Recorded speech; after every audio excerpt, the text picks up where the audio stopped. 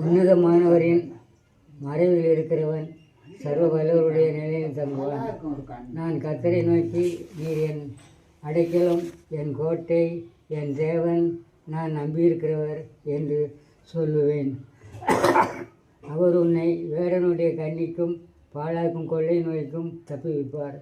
அவர் தமது சிறகுகளாலே உன்னை மூடுவார். அவர் செட்டைகளில் கீழே அடைக்கலம் புகுவாய்.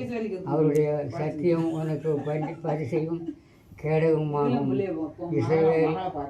இரவில் உண்டாகும் பயங்கரத்துக்கும் பகலில் பிறக்கும் அம்புக்கும் இரவில் நடவாடும் கொள்ளை நோய்க்கும் மத்தியானத்தில் பாழாக்கும் சங்காரத்துக்கும் பயப்படாதிருப்பாய்.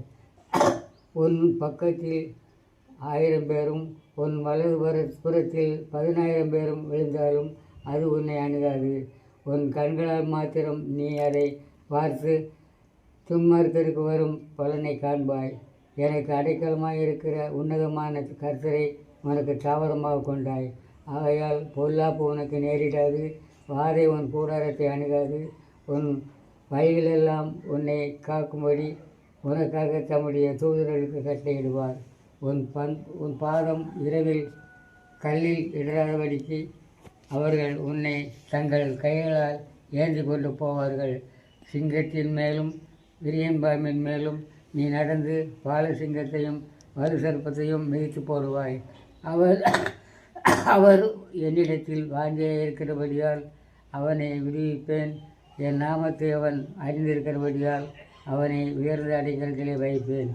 அவன் என்னை நோக்கி கூப்பிடுவான், நான் அவனுக்கு மறு உத்தரவு அள்ளி செய்வேன். ஆபத்தில் நானே அவனோடு இருந்து அவனை தப்புவித்து அவனை கனப்படுத்துவேன். நீடித்த நாட்களால் அவனை திருப்தியாக்கி என் ரட்சிப்பை அவனுக்கு காண்பிப்பேன். நீடித்த நாட்களை காப்பாராம். காக்க போய் தான் கூட்டம் இருக்காது. பாதுகாக்க